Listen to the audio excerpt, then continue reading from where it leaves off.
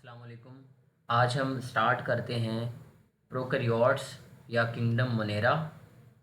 इसको हम kingdom Monera कहते हैं। क्यों कहते हैं? क्योंकि मोनो एक्चुअल में वन से निकला है। चूँकि हमने देखा कि इसके जो सेल्स होते हैं यूजुअली ऐसा होता है कि ये यूनिसेलुलर है बहुत ज़्यादा।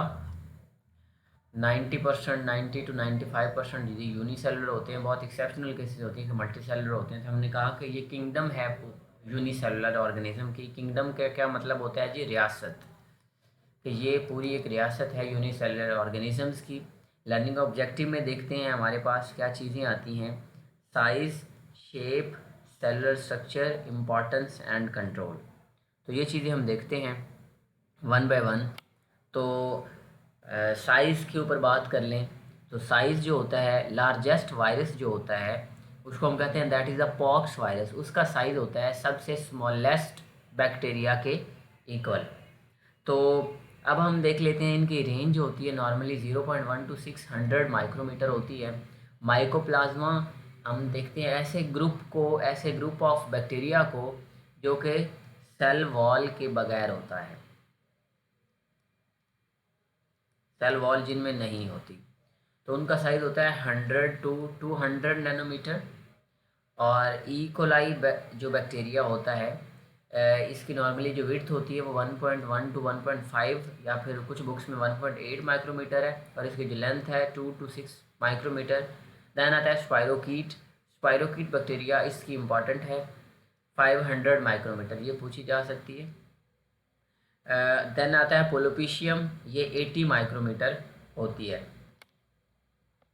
देन आती है जी हमारी classification on the basis of उनकी शेप बेसिस के ऊपर अगर हम देखेंगे तो जो हमारे पास क्लासिफिकेशन आएगी वो हम देखते हैं। उनमें आते हैं, कुछ होते हैं बेसिलाई, कुछ ऐसे होते हैं कोकाई, और कुछ ऐसे होते हैं जो कि स्पेरिलियम होते हैं या हेलिकल भी इनको कहते हैं। कोकाई जो होती हैं नॉर्मली स्फेरिकल होते हैं और बेसिलाई जो होती हैं वो रॉड शेप्ड होते हैं। अब बेसिलाई इस तरह से ई कोलाई है तो ये नॉर्मली रॉड शेप है। आगे हम इनकी डायग्राम में देख लेते हैं। कोकाई जो होते हैं ये स्फेरिकल होते हैं और जो स्पाइरलाई होते हैं ये हेलिकल फॉर्म में हो सकते हैं। तो देखते हैं सबसे पहले कोकाई को इस तरह से होते हैं।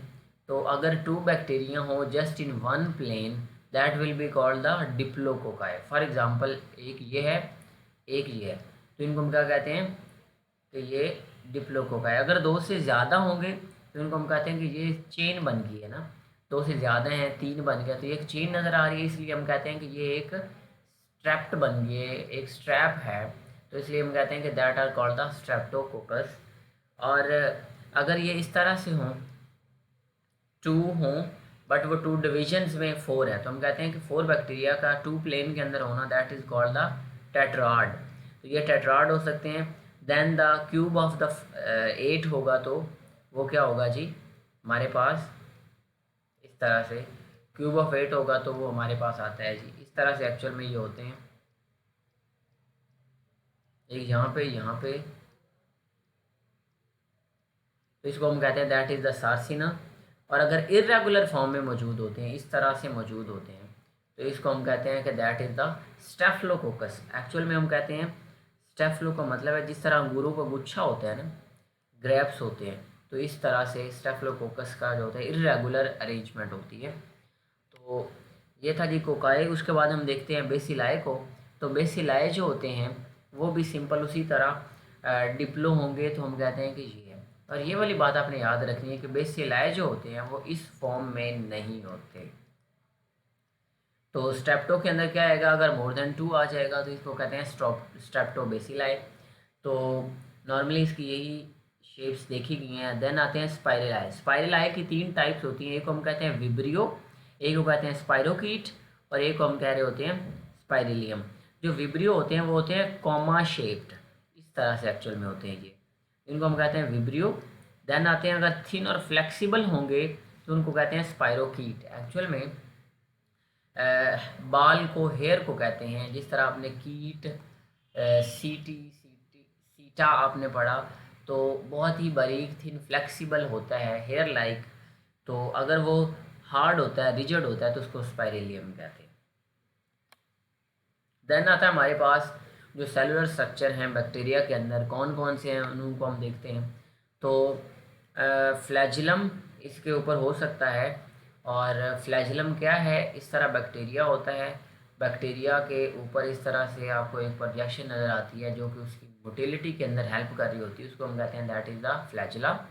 और इसके अंदर फ्लैजिलम प्रोटीन होती है। प्रोकैरियोट्स की अगर बात करेंगे तो ये जो फ्लैजिला होते हैं यूकैरियोट्स में भी होते हैं।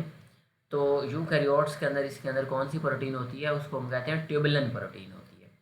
तो अब ये on the basis of the flagella presence, flagella की प्रेजेंस की बेसिस के ऊपर हम बैक्टीरिया को डिफरेंट टाइप्स के अंदर कैटेगराइज करते हैं। इस तरह से हम सबसे पहले देख लेते हैं ए ट्रिकस को, कि ए ट्रिकस क्या होती है। ए ट्रिकस एक्चुअली इसके अंदर हम कह सकते हैं कि रेयरली फ्लैजिला होते हैं या नो फ्लैजिला। तो हम इसको कहते हैं that is the A means no, absent. Monotrichous होते हैं तो इसके अंदर mono stands for one and it will be the one flagella. Lopho, lopho असल में हम कहते हैं टफ्ट को। टफ्ट अगर एक साइड पे है ना तो इसको हम कहते हैं एक्चुअल में लोफो। इस तरह से आप समझ सकते हैं। ये है हमारे पास लोफो का स्ट्रक्चर। और एम्फी का क्या मतलब है जी, कि अगर वो एम्फीबियंस भी आपने पढ़ा था ना, एम्फीबियंस क्या होते हैं, जो डुअल कैरेक्टरिस्टिक्स शो कर रहे होते हैं कि पानी में भी रह सकते हैं और समंदर पे भी रह सकते हैं। तो हम कह सकते हैं कि ये एम्फीबियन की तरह होते हैं, डुअल कैरेक्टर रखते हैं, तो इनको हम कहते हैं एम्फीट्रिकस। यानी कि उनकी तरह नहीं, सिमिलैरिटी क्या है कि ये दोनों साइड्स पे चूँकि इनके टफ्ट ऑफ फ्लैजिला मौजूद है तो इनको कहते हैं एम्फीट्रिकस। देन आता है पेरिट्रिकस। और पेरिट्रिकस का स्ट्रक्चर कैसे होता है जी, अगर हर तरफ ही आपको फ्लैजिला नज़र आए तो इसको हम कहते हैं दैट इज़ द पेरिट्रिकस। तो इसके बाद जो है दैट इज़ द पिल्लाई। पहले हमने फ्लैजिला पढ़े, अब हम पिल्लाई देखते हैं। और ये सिर्फ ग्राम नेगेटिव बैक्टीरिया के अंदर मौजूद होते हैं, ये वाला इंपॉर्टेंट चीज़ है। तो ये hollow non helical filamentous appendages होती हैं किसकी, प्लाज्मा मेम्ब्रेन की। एक्चुअल में प्लाज्मा मेम्ब्रेन की अपेंडिजेज होती हैं, नॉन हेलिकल होती हैं। और ये क्या करवाती हैं, मकसद इनका क्या होता है, एक्चुअल में इनका मकसद, इनका फ़ायदा अटैचमेंट होती है। ये अटैचमेंट करवा रही होती है बैक्टीरिया की, जब वो डिफरेंट सर्फेसिस के साथ अटैच कर सकता है इसकी वजह से। या फिर क्या कर सकता है कि वो एक बैक्टीरिया दूसरे बैक्टीरिया से जब जेनेटिक ट्रांसफ़र कर रहा होता है जेनेटिक मटेरियल को, तो हम इनको कह रहे होते हैं कि that are the sex pili. यही स्ट्रक्चर होती हैं जो कि अपना एक्चुअल में जेनेटिक मटेरियल एक्स्ट्रा जो जेनेटिक मटेरियल होता है उसको ट्रांसफ़र करते हैं और उसको प्लाज्मिड कहते हैं। प्लाज्मिड हम देखते हैं आगे क्या होता है। तो सेल मेम्ब्रेन इनकी ऐसी होती है जिसमें कोलेस्ट्रॉल नहीं होता, बाकी सारी चीज़ें सेम होती हैं यूकैरियोटिक सेल मेम्ब्रेन में भी और प्रोकैरियोटिक में। जो इनकी सेल मेम्ब्रेन है उसके अंदर कोलेस्ट्रॉल नहीं होता, लैक ऑफ कोलेस्ट्रॉल है। तो देन आते हैं हमारे पास नेक्स्ट मीजोसोम्स। तो मीजोसोम एक्चुअल में क्या है, हम कहते हैं कि जो इन्वेजिनेशन होती है ना इसी प्लाज्मा मेम्ब्रेन की, तो उन इन्वेजिनेशन को हम कहते हैं दीज आर द मीजोसोम्स। ये डिफरेंट फॉर्म में हो सकती हैं, ये ट्यूब की फॉर्म में भी हो सकती हैं, ये वेसिकल की फॉर्म में हो सकती हैं, या लेमेला की फॉर्म में भी हो सकती हैं। तो हम कह सकते हैं कि middle body formed by the invagination of plasma membrane, these are the tubular, may be these may be the tube की तरह हों। जैसे यहाँ पे इस तरह हो सकती है, एक ट्यूब बन सकती है। देन वेसिकल या तो इस तरह से हो जाएं, तो वेसिकल आपको नज़र आए इस तरह से, या लेमेला की फॉर्म में हो सकती है। तो ये क्या करवाती है एक्चुअल में, ये इसका फ़ायदा क्या होता है मेसोसोम का, ये एक तो इलेक्ट्रॉन ट्रांसपोर्ट चेन के अंदर हेल्प करती है। Then exocytosis of the enzyme, यानी कि डिफरेंट एंजाइम्स एक्चुअल में जो चाहिए होते हैं उसके एक्स्ट्रा सेलुलर फ्लूइड के अंदर, तो वहाँ पे डिफरेंट एंजाइम की जो एक्सोसाइटोसिस करवानी है वो भी इसी मेसोसोम के ज़रिए होनी होती है। देन हम देखते हैं राइबोसोम्स। राइबोसोम यूकैरियोट्स में भी होते हैं, प्रोकैरियोट्स में भी होते हैं। तो यहाँ पे जो राइबोसोम्स हैं इनका काम भी ट्रांसलेशन के अंदर हेल्प करवाना है। ट्रांसलेशन क्या होती है जी, प्रोटीन सिंथेसिस होती है। देन इसके अंदर क्या होता है 60% प्रोटीन 40% आरएनए, इसी वजह से हम राइबोसोम को राइबोन्यूक्लिक एसिड कहते हैं। These are the same characters which are common in eukaryotic cell as well. तो इनके अंदर जो हम जब इसकी सेंट्रीफ्यूगेशन करवा रहे होते हैं तो इसके अंदर ना हम यूनिट यूज़ करते हैं स्वेडबर्ग का, तो जिसको हम एस कैपिटल एस से रिप्रेजेंट करते हैं कि जब हमने उनकी जिस तरह से एक वॉशिंग मशीन में डिफरेंट चीज़ों को अल्ट्रा सेंट्रीफ्यूगेशन करवाई जाती है, कपड़े धोए जाते हैं, इसी तरह से अगर सेल के डिफरेंट ऑर्गेनेलिस को on the basis of their density gradient हम उनको अरेंज करते हैं। तो हमने राइबोसोम को देखा कि वो 70S पे स्प्लिट हुआ, मतलब सेपरेट हो गया, हमने उसको आइडेंटिफाई कर लिया। उसका लार्जर सब यूनिट जो था वो 50S पे स्प्लिट हुआ और जो स्मॉलर था वो 30 पे हुआ। इनको आपने ऐड नहीं करना, सिंपली एडिशन नहीं करनी। तो ये थे राइबोसोम। देन आता है हमारे पास nucleoid. What is a nucleoid? Actual में न्यूक्लियोइड एक सर्कुलर होता है और डबल स्टैंडर्ड एक्चुअल में हमारा जो मटेरियल होता है, इस तरह से डबल स्टैंडर्ड सर्कुलर डीएनए मौजूद है। तो इसको हम कहते हैं कि वो जिस जगह पे पड़ा हुआ है उस जगह को ये रैंडमली अरेंज हुआ होता है इस तरह से। तो उस एरिया को एक्चुअल में क्या कह रहे होते हैं? न्यूक्लियोइड कह रहे हैं। और इसके और भी नाम होते हैं, न्यूक्लियर या क्रोमाटिन मटेरियल भी कह सकते हैं, न्यूक्लियर रीजन भी कहते होते हैं न्यूक्लियोइड को। देन आता है हमारे पास plasmid. That is very important, जो सबसे ज़्यादा रिसर्च की जा रही है वो प्लाज्मिड के ऊपर ही की जा रही है। एक्चुअल में ये एक एक्स्ट्रा क्रोमोसोमल डबल स्टैंडर्ड होता है। एक्स्ट्रा क्रोमोसोमल, ये वाली बात याद रखनी है कि जो नॉर्मल उसका जेनेटिक मटेरियल है वो भी पड़ा हुआ है, लेकिन ये एक्स्ट्रा पड़ा हुआ है। तो ये होता है जी प्लाज्मिड, जो कि एक्स्ट्रा मौजूद होता है। और ये इसका काम क्या होता है? एक्चुअल में ये एंटीबायोटिक रेजिस्टेंस जो प्रोड्यूस होती है वो इसकी वजह से प्रोड्यूस होती है, और इंसेक्ट रेजिस्टेंस जो प्रोड्यूस होती है वो इसकी वजह से प्रोड्यूस हो रही होती है। तो उसके बाद इसको हम जेनेटिक इंजीनियरिंग के अंदर यूज़ कर रहे होते हैं। और ये जो हमने पढ़ा था पिल्लाई के ज़रिए, जब एक बैक्टीरिया से दूसरे बैक्टीरिया के अंदर जेनेटिक मटेरियल ट्रांसफ़र होता है वो एक्चुअल में यही प्लाज्मिड होता है। वो extra chromosomal double standard genetic material ही होता है जो ट्रांसफ़र हो रहा होता है ड्यूरिंग कॉन्जुगेशन।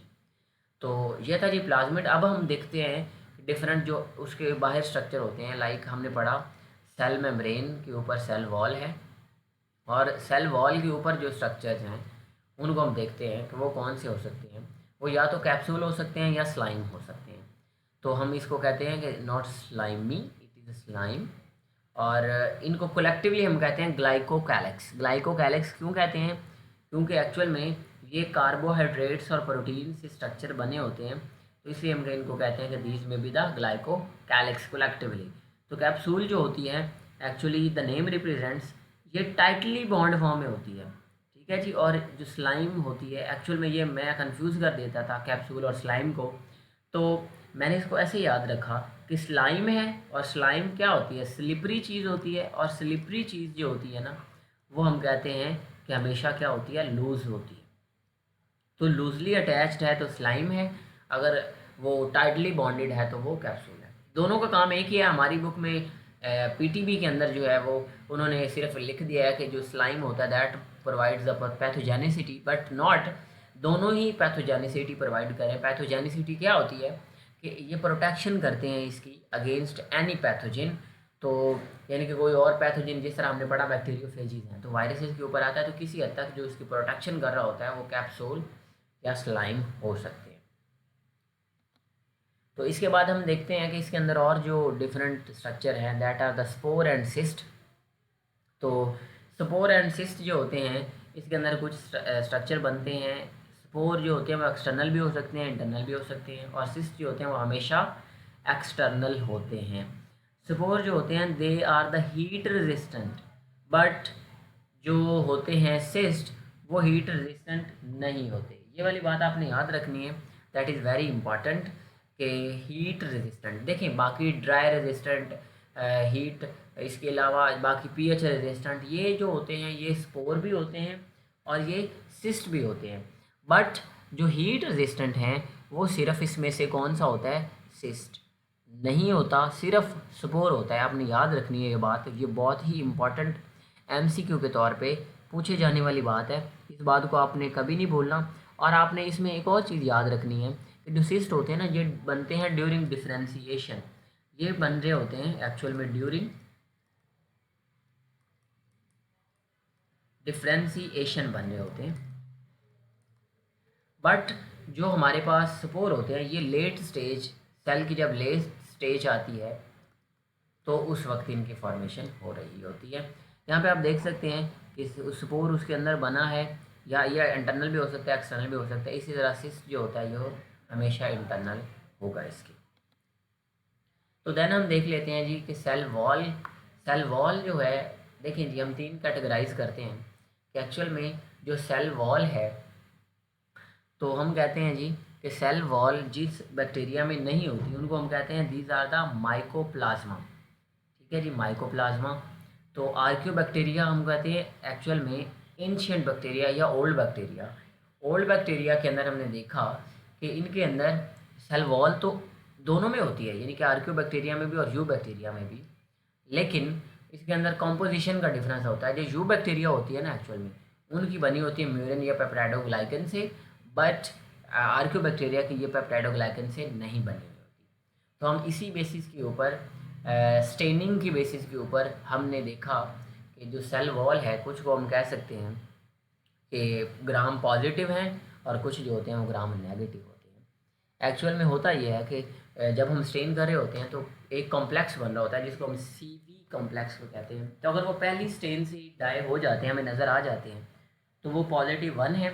और अगर वो पहली से नहीं नज़र आते, मतलब पहली में पर्पल नज़र आते हैं, जब वो दूसरी हमें करनी पड़ती है तो वो पिंक होती है, तो हम कहते हैं कि ये इसमें सेकंड पिंक से, चूँकि सेकंड डाई से नज़र आए हैं, तो ये ग्राम नेगेटिव हैं, और जो पहली डाई से नज़र आ गए थे वो ग्राम पॉजिटिव है। अब इनका कलर क्या होता है जी? ग्राम पॉजिटिव का कलर होता है जी पर्पल, और ग्राम नेगेटिव का कलर होता है जी पिंक।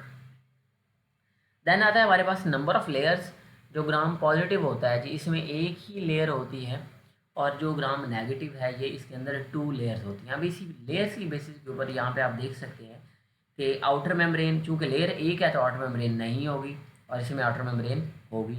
ठीक है जी। अब चूँकि आउटर मेम्ब्रेन नहीं है तो परमेबिलिटी, चूँकि एक मेम्ब्रेन से चीज़ों को गुजरना है ना, तो परमेबिलिटी ज़्यादा होगी, और जो ग्राम नेगेटिव है उनमें परमेबिलिटी कम होगी, क्योंकि उनके ऊपर आउटर मेम्ब्रेन भी मौजूद है। इस तरह पेरिप्लाज्मिक स्पेस, देखिए जी पेरिप्लाज्मिक स्पेस हम कहते हैं जो स्पेस होती है एक्चुअल में सेल वॉल्स, चूँकि नंबर ऑफ़ लेयर्स हमने देखी, तो एक लेयर और दूसरी लेयर के दरमियान में जो सेल वो स्पेस प्रोड्यूस कर रहे हैं, उसको हम कहते हैं पेरिप्लाज्मिक स्पेस। तो वो बहुत कम के अंदर होती है, present in some but not in all, but in gram negative में ये सब के अंदर मौजूद होती है। तो इसके बाद इसके अंदर हम देख लेते हैं कि पेप्टाइडोग्लाइकन 50% और मोर होता है, और इसके अंदर 10% और लेस है। लिपिड्स 1 to 4% है, यानी कि लिपिड्स कम है और इसमें लिपिड्स ज़्यादा है। देन टिकोइक एसिड और लिपोटिकोइक एसिड ये ग्राम पॉजिटिव में मौजूद होते हैं, जबकि ग्राम नेगेटिव के अंदर नहीं होते। देन हमारे पास आता है जी लिपोपोलीसैकेराइड, यानी कि लिपिड्स भी और पॉलीसैकेराइड्स भी ये नहीं होते इनमें, और लिपोप्रोटीन्स भी नहीं होते, जबकि ग्राम नेगेटिव के अंदर ये मौजूद होती हैं। ओवरऑल थिकनेस इनकी 20 to 80 नैनोमीटर होती है, और इनकी थिकनेस जो होती है वो 8 to 11